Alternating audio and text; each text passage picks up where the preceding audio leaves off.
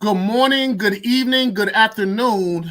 No matter where you are around the world, this is Mike McGee, and I am with Real Talk, real people, real situations. And today, I have a good episode for you today. I will be talking to Miss Keon Flight. She is a counseling educator with a master's degree in counseling psychology, and she will be discussing today the intersectionality when it comes to trauma, African American youth, as well as poverty. So we'll be going through this today. But before we get started, I would like to bring in first a understanding of today's generational trauma discussion. Okay. Now, this article I came across from the American Psychological Association, and it was around the war's enduring legacy. How does trauma haunt future generations? It was written by Tori DeAngelis. I hope I said that name right there. Tori DeAngelis, and this was an article in the American Psychological Association.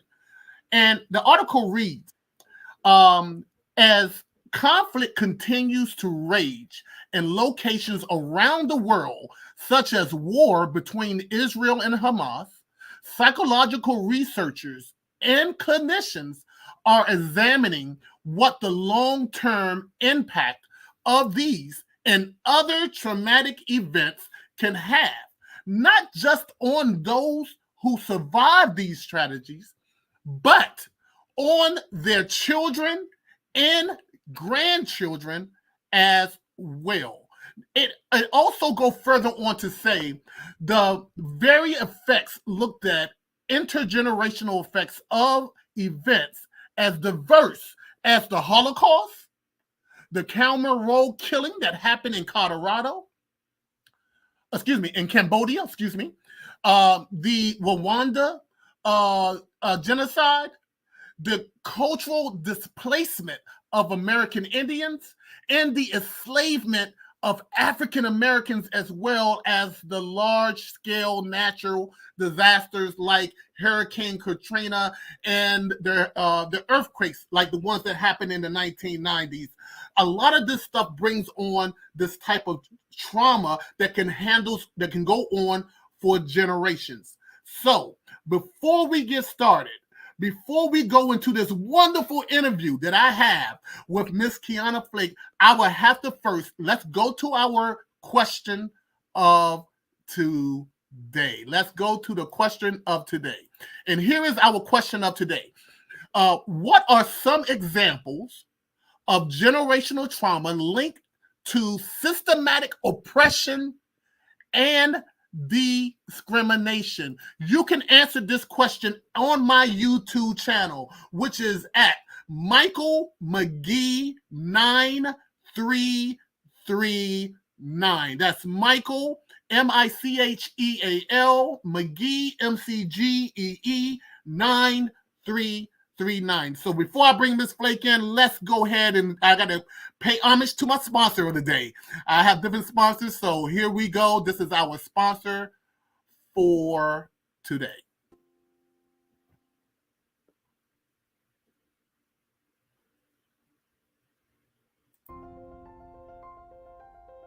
What if you could build your own city? A child can find nurturing people to help them achieve their full potential. A place where every adult can access job training support, where health education is abundant, where social justice ruled the land. A place without limitations. Welcome. You have arrived at STEM City, USA. It is what every city should be.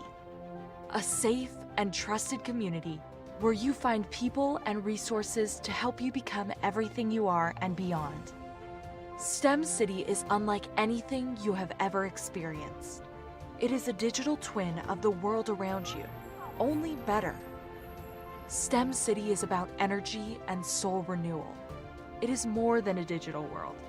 You can almost feel the power of live cultural events, music, and theater. STEM City promises a better future for children with caring mentors and hands-on activities with dedicated tutors to support our youth. STEM City is your passport to a healthy lifestyle with weekly events addressing our community's many issues. STEM City is your financial well-being with helpful information on wealth management, career advancement, job training, and so much more. STEM City is the community you deserve. It is the city where your dreams can come true. STEM City USA, a place in the sky that is accessible to all who reach for the stars.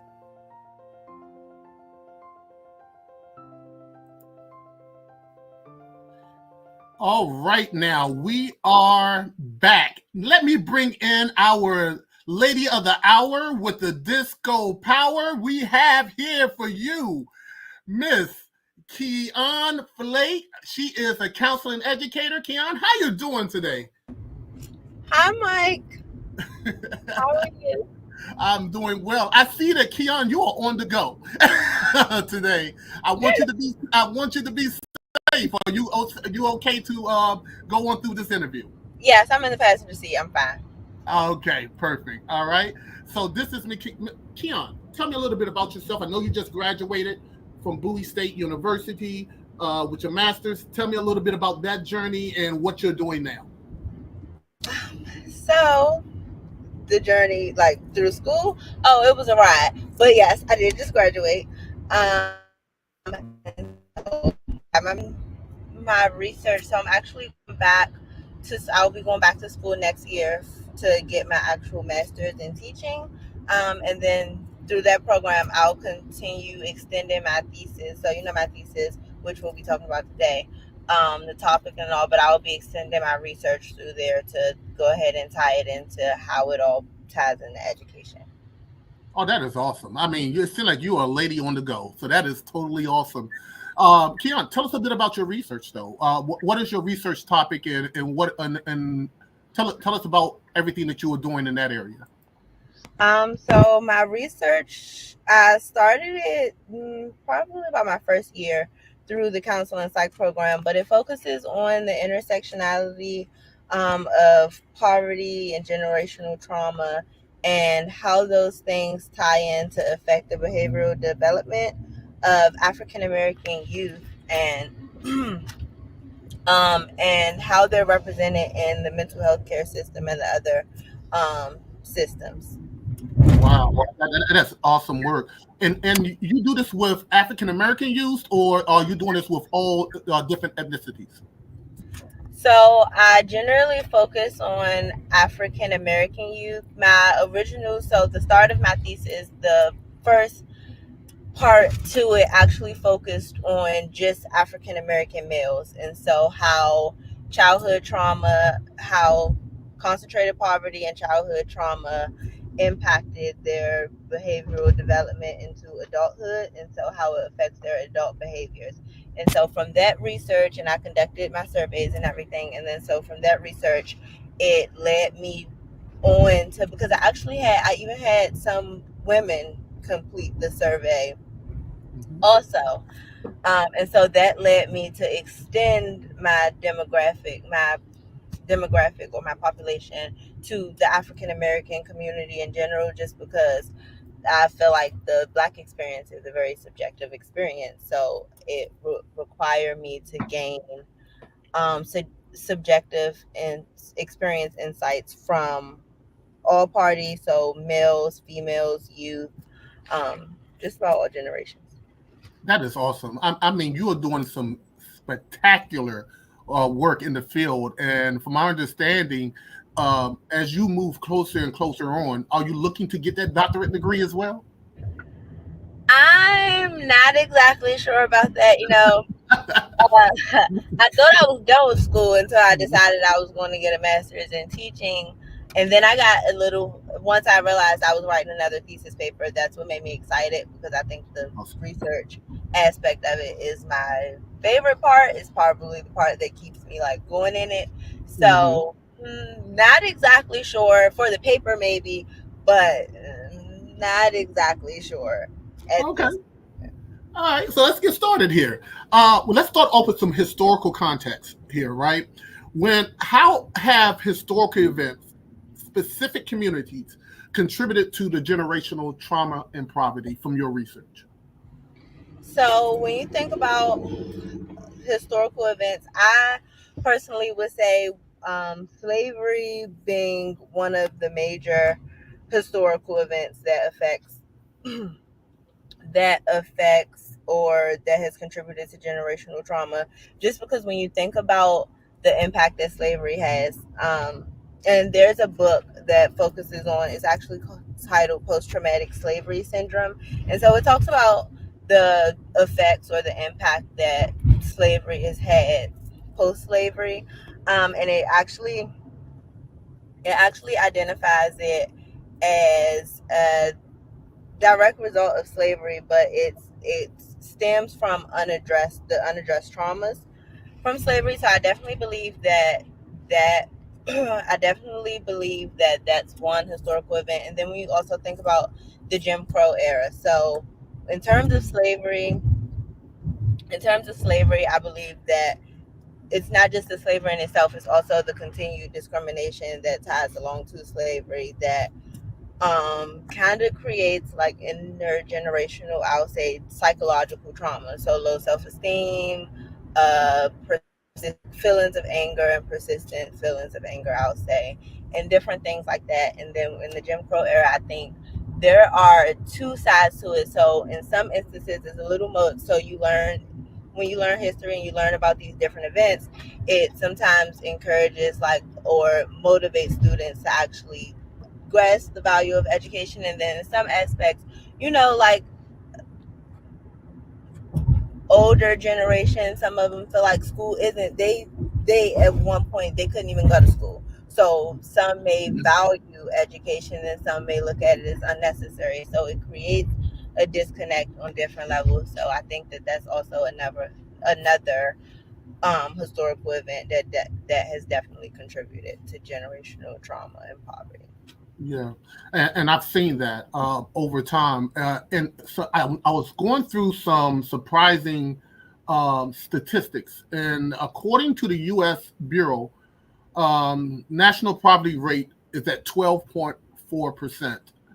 That is up. This is in 2022. Now that is up from 11.2% that was in 2021. What do you think is contributing to that? um I think it's more so, I would say, the decline. We're seeing like a decline in, just as we're seeing a rise in expenses and cost of living, we're seeing a decline in the, I guess,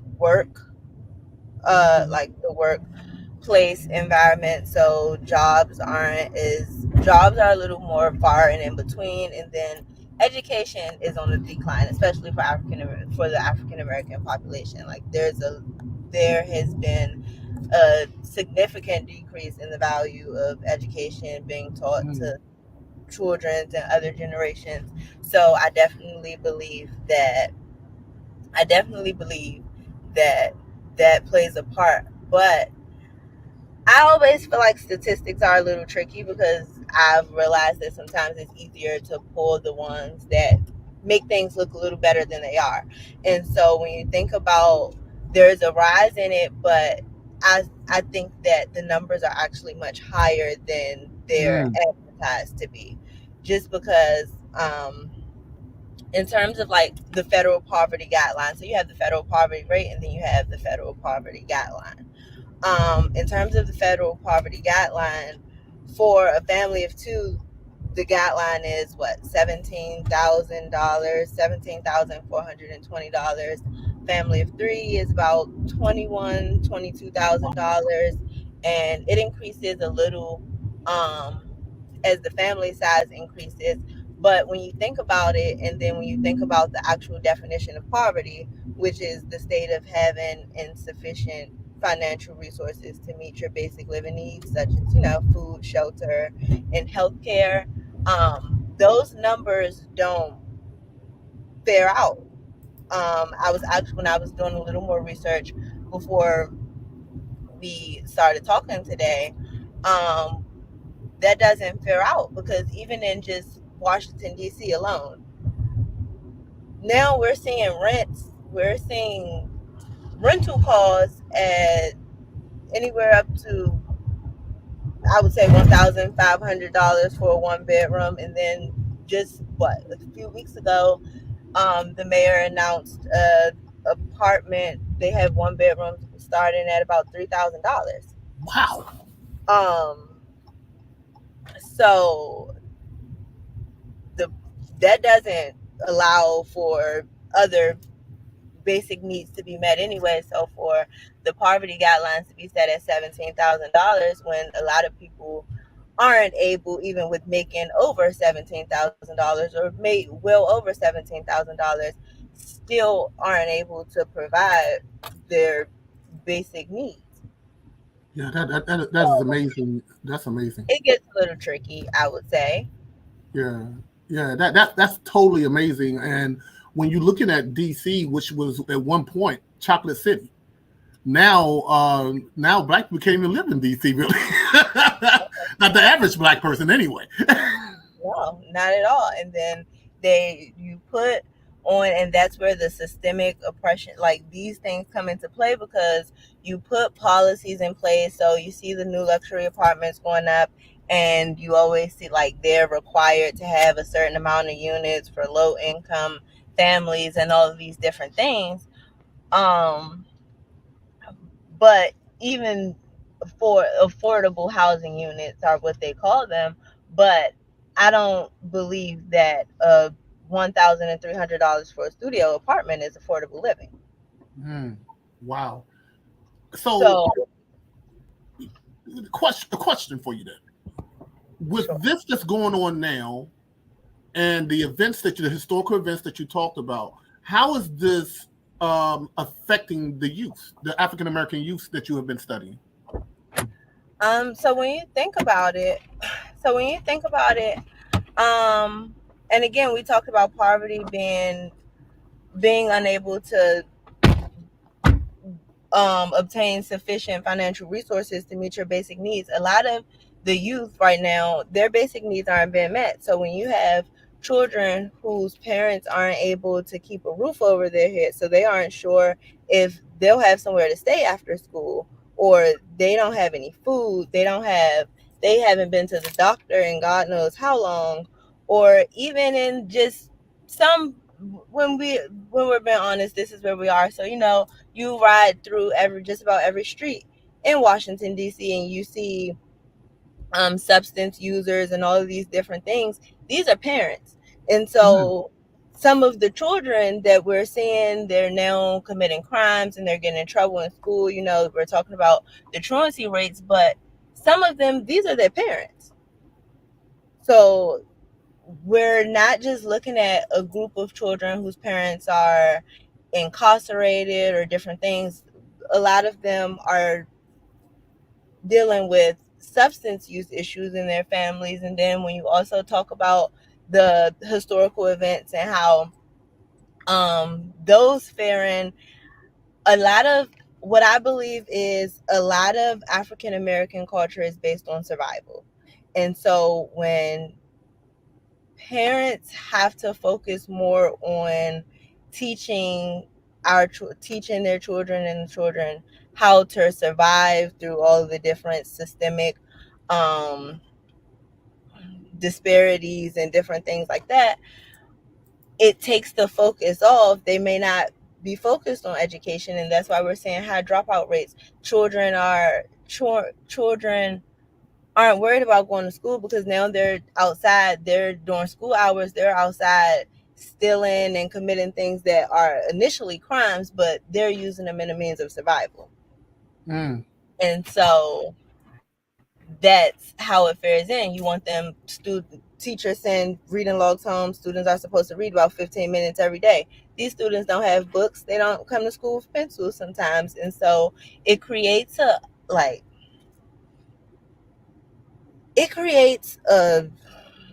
what's the word that I'm looking for? discrepancy, I would say, in like the capabilities. And I think that there's a significant misunderstanding. And so I truly believe that a lot of times the problem is like the local governments and the educators and all of these people who are set in place to kind of mend these things or mitigate them. They're a little out of touch with what's happening. And so you see it on the surface level. And so you see the things, like you see all these different things on the internet, you hear about all these different crimes, but we often don't think about how we got here. It's not just the parents have to get their children. Parents, it's not that simple, because parents, even with older parents, like they do the best with what they can and what they know. And so when they're struggling with unaddressed traumas, they're now passing them on. Wow. And so it's not as simple to say the parents have to get their children. They don't really know how. So it's a little tricky. Tricky is my so I always like whenever I get into like explaining it and breaking it down, I always describe it as tricky because there are so many different parts, and that's where the intersectionality comes into play, because there are so many different parts, but those different parts are the ones that are often missed. Mm-hmm. You're right, and I get that. You have to reach down to the core as counselors, and I know both of us are working towards that last stage of getting that license, right? But as pre-licensed counselors, what we are seeing now is that a lot of more African Americans now are coming into counseling services, and we're finding a lot of youth also. At one time, that was a core belief that what happens in the home or what happens in the neighborhood stays in those areas.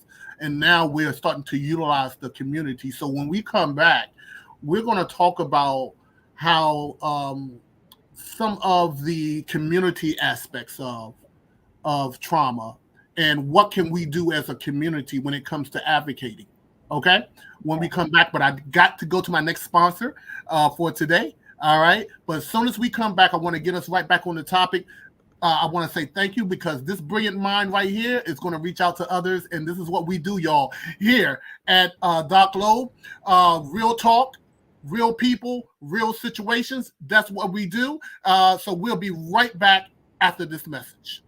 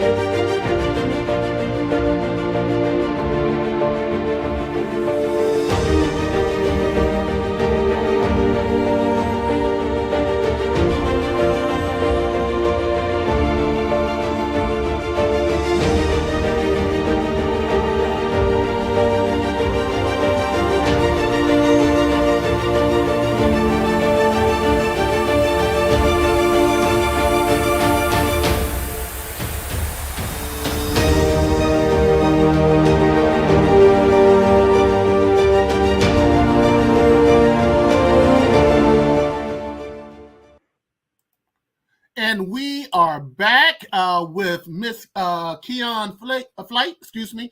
And we're going to start back on this discussion of looking at the community. However, let's start off here.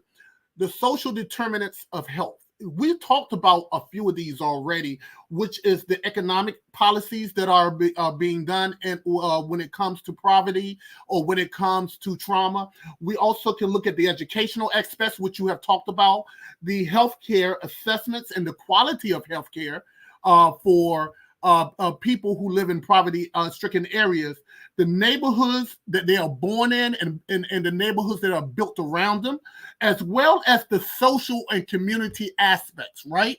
So when we're looking at these different social determinants, How does the social determinants contribute to the cycle of poverty, trauma, discrimination, oppression, and so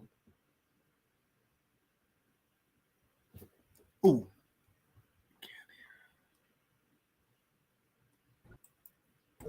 Can you hear me now? There you go.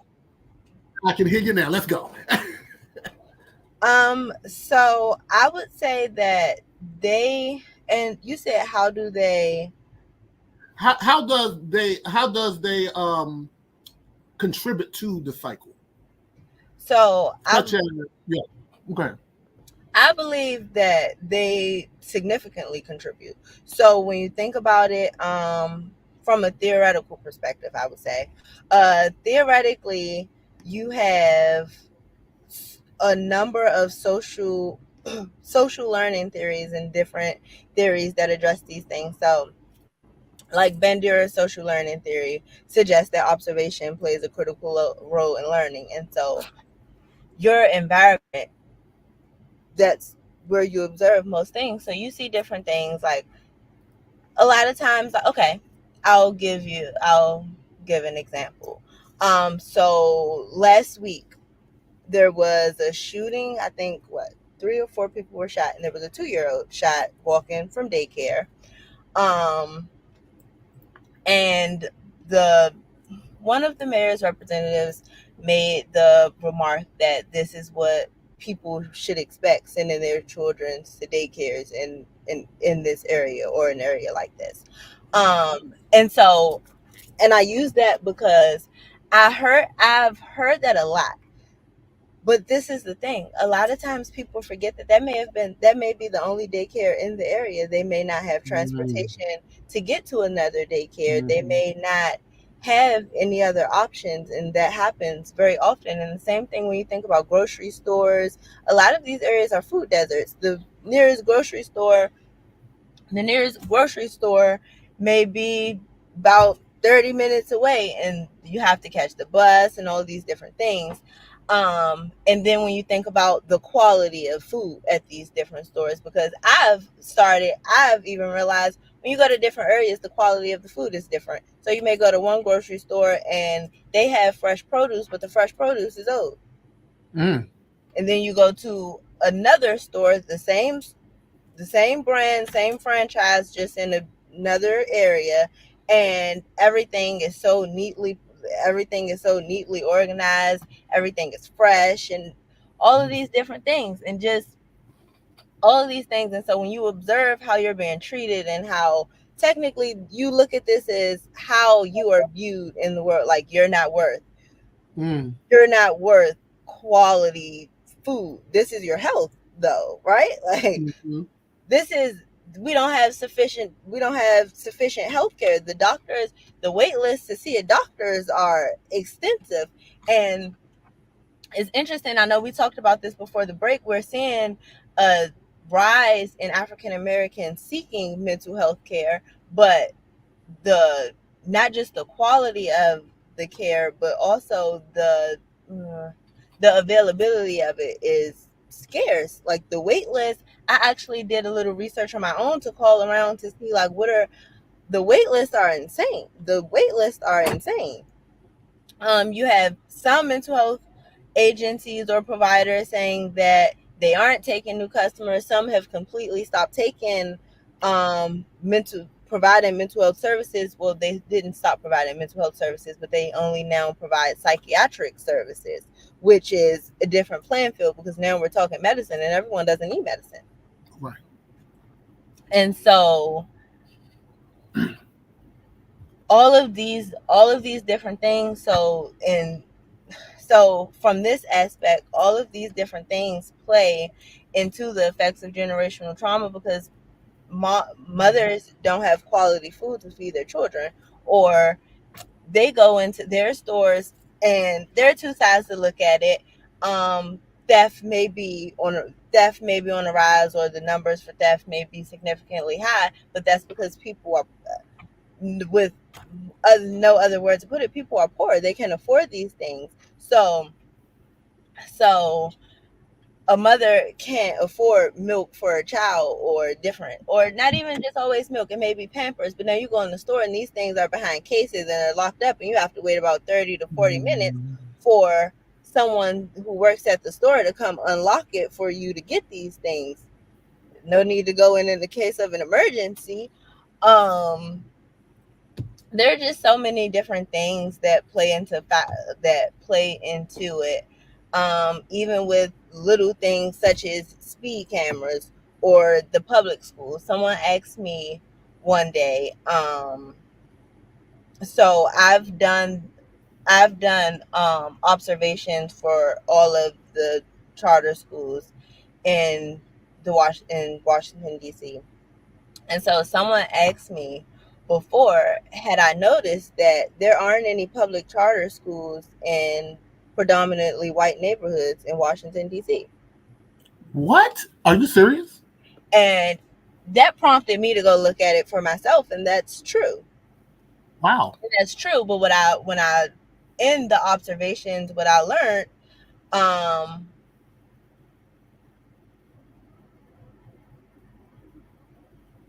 the curriculums are even being tailored to, I would say,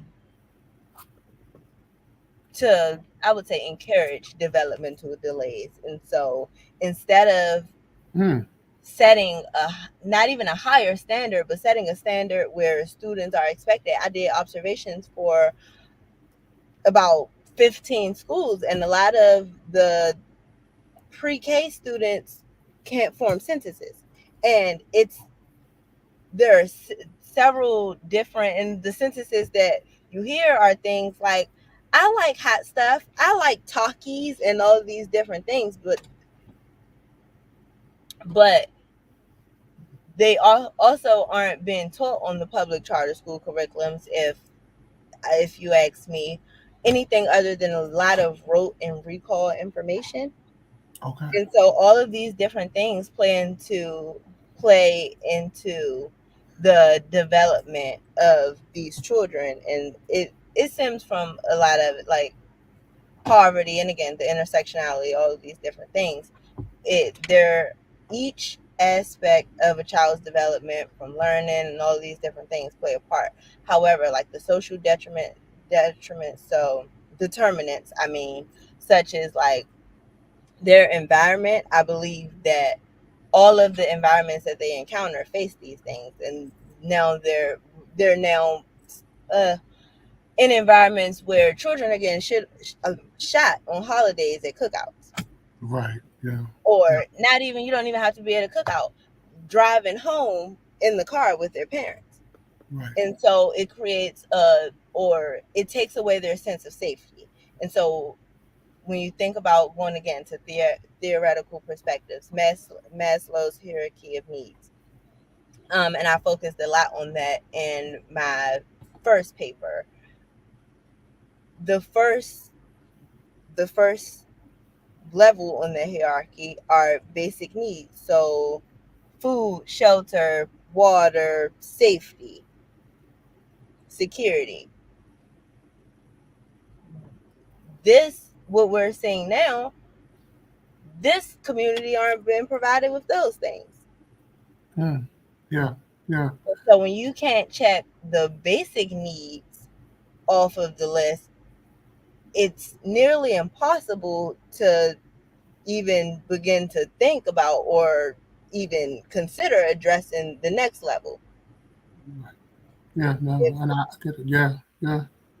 I definitely get it. What it sounds like that you live? Do you live in the DC area? In DC?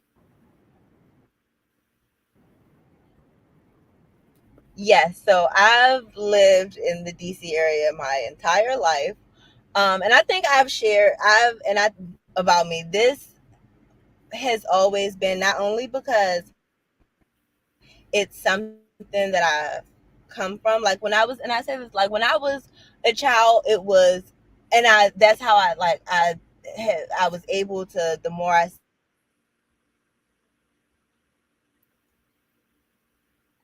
Okay, we're having a little technical difficulties, but we're going to get in the in the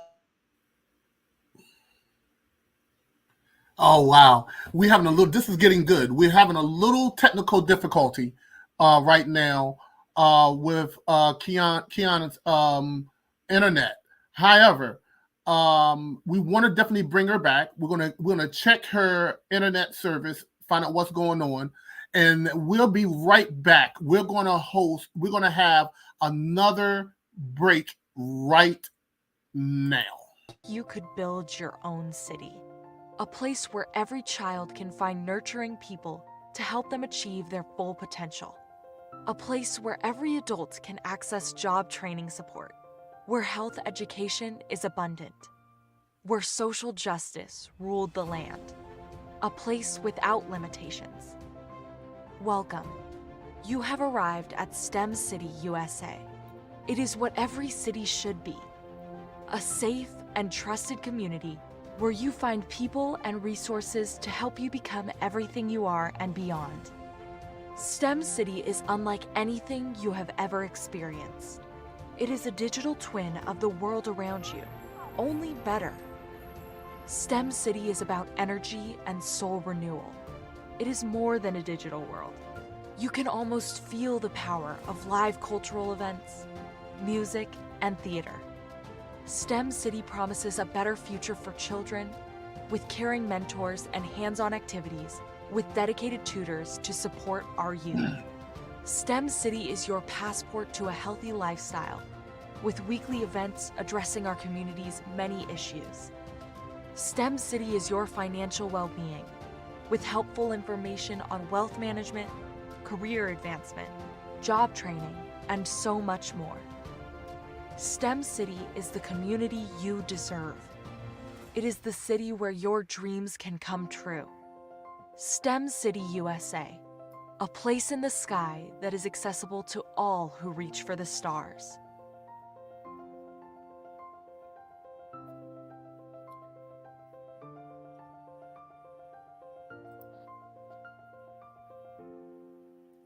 All right, and we are back with Miss Kian Flight. I'm sorry, had a bad connection. I think we're back. Let's test the service. Are we good? Yeah, we should be. I don't know what happened. I didn't move or anything. The connection Oh, just good. dropped. So I came in on my phone instead. So hopefully this works out. Yeah, but No, that's fine. As you were stating, there's a lot just going on inside of the communities. And I want to shift over to looking at some of the policies as well that has affected the poverty levels here in the United States. But check this out. This is what I came across. And I want to ask you, what do all of these have in common besides one? You ready? Mississippi, Louisiana, West Virginia, New Mexico, Arkansas, Kentucky, Alabama, Oklahoma, and New York. What do you think all those have in common? What do they have in common? politics. Politics, yeah. Out of all of those, only one of those states are a Democratic state.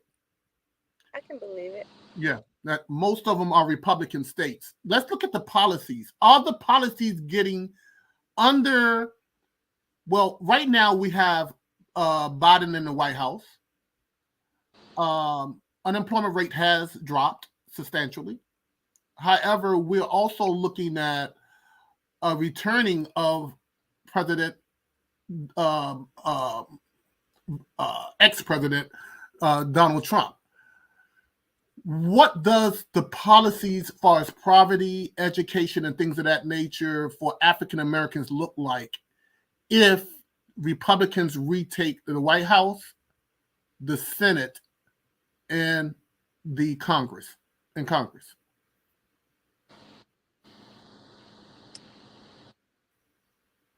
It looks substantially worse than we already are, which is extremely frightening. Because we can't, in my opinion, afford to go any further downhill from where we already are. And I say that because, okay, so when you think about education, you have this school choice thing. School choice would encourage taking the money from the public schools, would funneling the money from the public schools into private and charter schools. And of course, it's politics. So you're being told what you want to hear. So they're telling you the benefits that it'll have for low income children and all of these different things. But then we have to be realistic. Our children can afford to go to private schools. The charter school curriculums, because charter schools are technically private owned entities, so there's no like, the standards are different, I'll say. So the licensure requirements and everything for charter schools are different.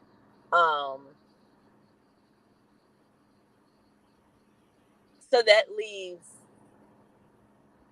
our schools, the schools that already don't have any money, because what demographic of children generally attend public schools? The schools who already are not faring well financially, when you leave them with nothing, that takes away their opportunity to learn. And so that poses a significant difference. But even with housing, like right now, we're seeing, look at the Supreme Court. Like, we're seeing in those decisions how one controlling part, it's like, okay, so I'll say it's pretty much like the Republicans have monopolized the Supreme Court.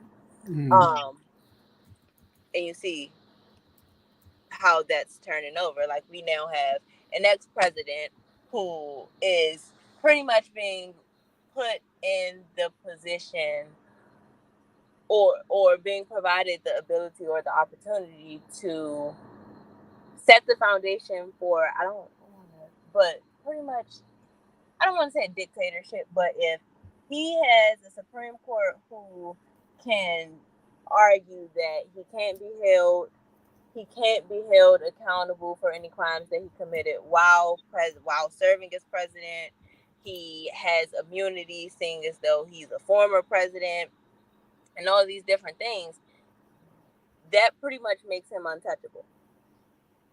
Wow. Yeah. And I just put on the screen Project 2025. And that's one of the things they're talking about, dismantling the education system and things of that nature, which brings on more oppression, discrimination, things of that nature. So this is, now we're going to see the generational trauma for a new generation of people. And you spoke about the Jim Crow era. What would happen if they dismantled the educational system?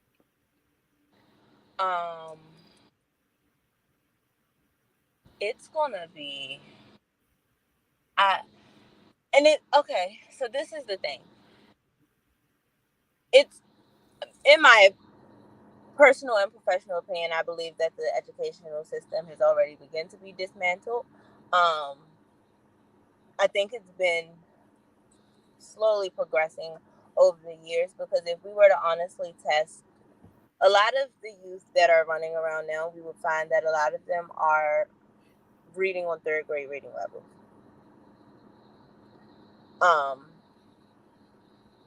Which isn't great.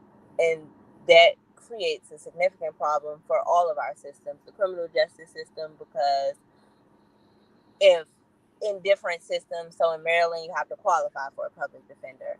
In Georgia, you have to qualify for a public defender, and there are different eligibility requirements. However, if you don't qualify for a public defender and you have you may have graduated, because there are even seniors who have made it, and to the 12th grade and test on the third grade reading level, because at some point they just started being passed along. They're standing in the courtroom and they don't understand anything that's being said to them, but they are not eligible or do not qualify for legal representation. Wow. That is amazing. And so that's now with where we are with the educational system that we have now. And so for it to be dismantled anymore, we won't have one. Got you. Yeah. And I'm seeing that. We are seeing that in areas like Florida, who are putting a lot of stipulations on teachers, yep, as well as the students themselves with the curriculum about trying to erase the historical impacts that slavery has had on African Americans and the world in all. You know, although slavery was a vicious, horrible event, it's things that we still can learn from that. And for those, if we don't understand our history, then we are doomed to repeat it. And I think that's what they're doing. Are you seeing this type of ideology starting to play out in the Maryland, D.C., Virginia area when it comes to wiping away the history of African American people? Yes, and I think, and it's being done in a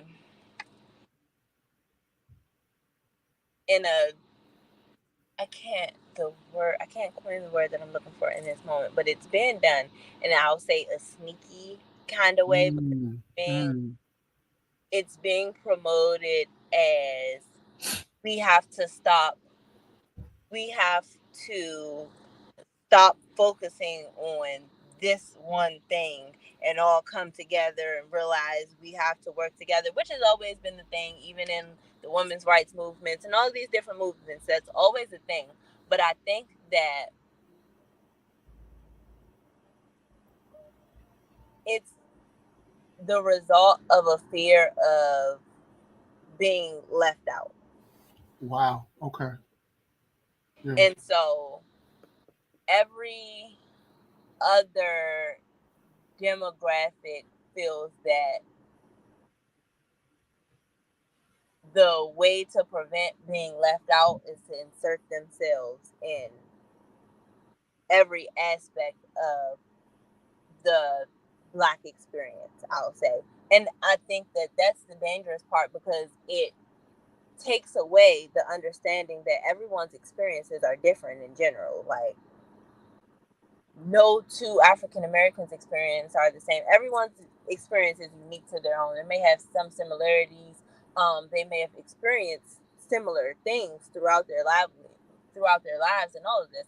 However, everyone's experiences are different, and I talked about this in a few of my presentations, even throughout the grad program. Our experiences are the only ones are outside of, like, okay, slavery and these things are documented. However, our experiences are the only ones that are overlooked in terms of the systemic research, mental, all of the different systems. Their research doesn't include us, but their research affects us.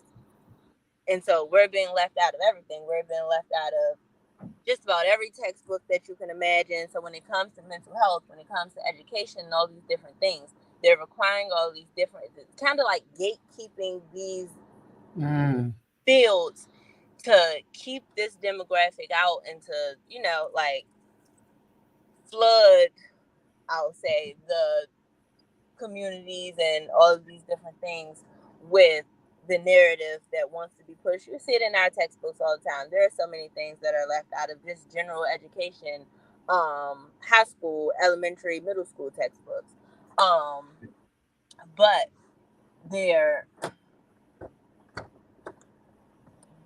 our experiences are the only ones that aren't. We don't get detailed case studies in mental health practitioner education textbooks. Oh, wow. Right. And I know because whenever we had papers or we had to review case studies, I searched up and down for them just because we need them. Like if you don't have them, how do you know how do you learn how to treat them? So it's a little different when these are like, this is your community or your demographic. You kind of like have a better understanding or understanding of cultural sensitivity. Even with us, I feel like African Americans have a higher level of cultural sensitivity to other cultures because of our experiences. I got it. So, we aren't extended the same grace, I suppose. yeah. So as an educator, how are you handling the gap when it comes to understanding who you are historically and then understanding where you can be in the future when you're talking with your kids? And I mean classroom kids as well as your own kids.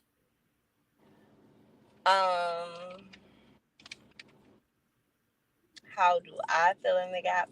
So I try to fill in the gap with the education aspect of it, because like you said, if you don't know your like history or like the history of all these different things, you don't really know what you're up against. And Right. so by explaining, like I tell my kids, and like, okay, the virtual learning thing. So when we first went back into the classroom from virtual learning, you notice like there's a shift, but the students expect that to like kind of make things easier for them. Like, oh, we didn't learn that, or no, we didn't do that because it was COVID. So I don't know that. And my favorite thing says that's not an excuse, because when you grow up and you go out into the world, there is nobody that you can tell, oh, we didn't learn how to do this when I was in school because we were doing virtual learning and we were in a pandemic. They don't give a damn. They still expect you to know about it. That's right. That's right. And so I fill in the gap, I would say more so with trying to just educate in any different aspect, and it may not just be in that sense, in anything in general, like for reading, there's nothing you can do. There's nothing you can do in this world if you can't read. Right. Yeah. No, you're definitely right. Yeah. Yeah. So are you seeing a high level of illiteracy inside the school system? Yes. Have you? Well, no, because see, you teach the college level, Yeah. so Yeah. it's a little different. But when you go, and it's not even just middle school, because I was doing college and career readiness and entrepreneurship for seniors, the school year before last, Mm-hmm. and even the basic level of literacy, so punctuation, um, parts of speech, noun, all of these different things, those things are lost. Wow. Have you seen children's text messages? Yes. I have a daughter, and my youngest is 20.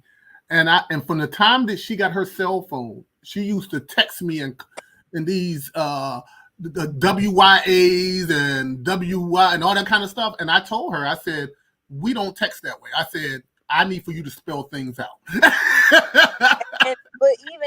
even that, and now it's a little deeper. Like, if you ever read a child, like, they don't use punctuation, they use Right.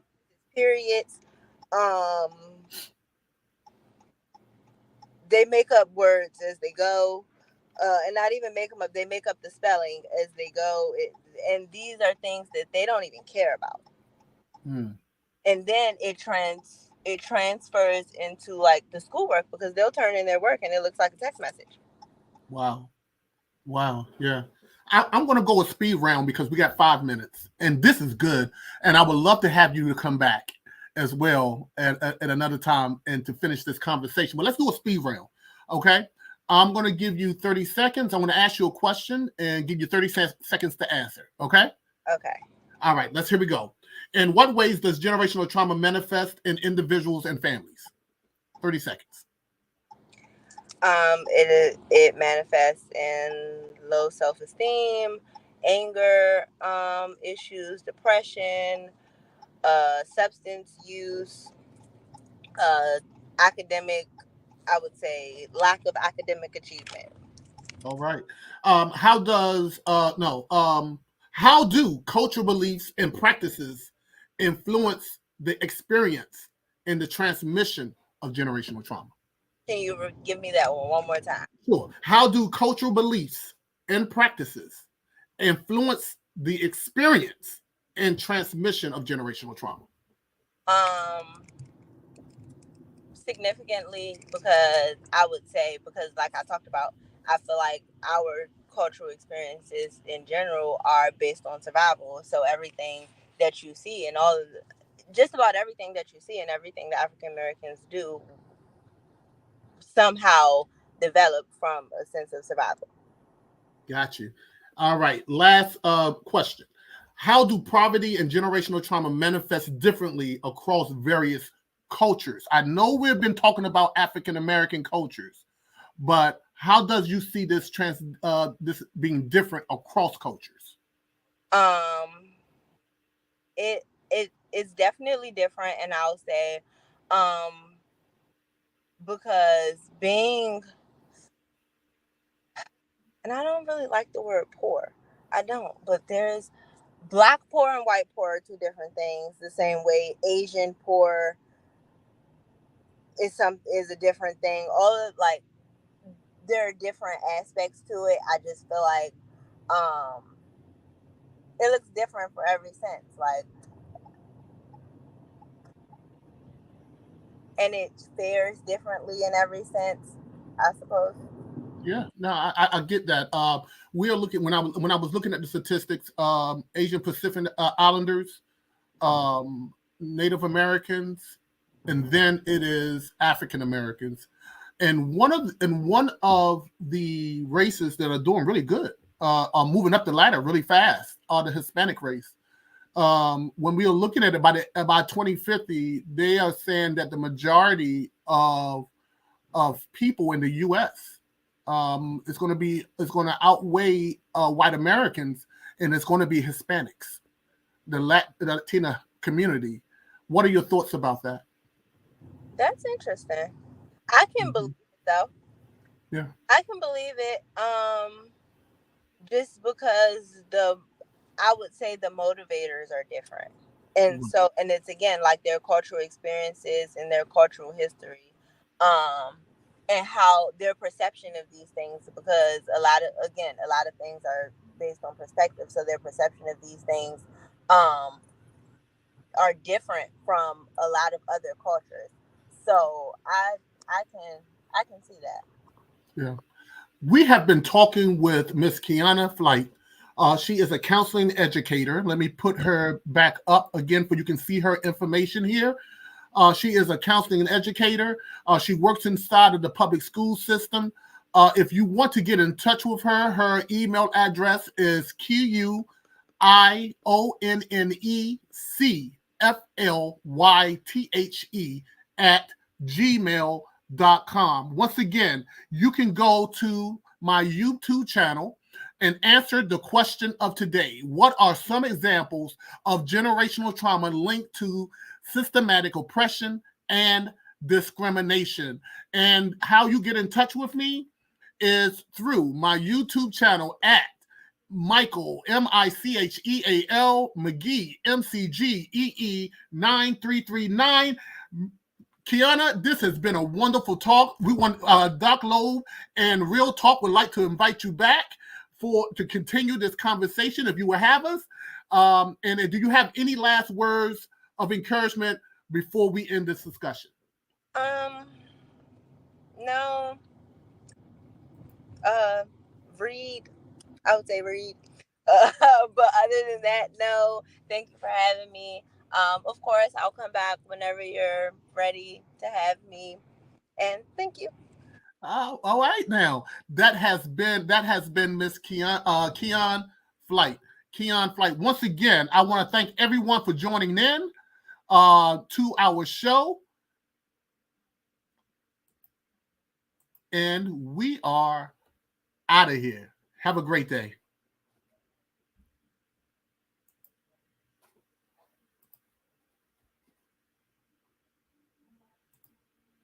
Great job. Uh-oh. What happened? I lost you.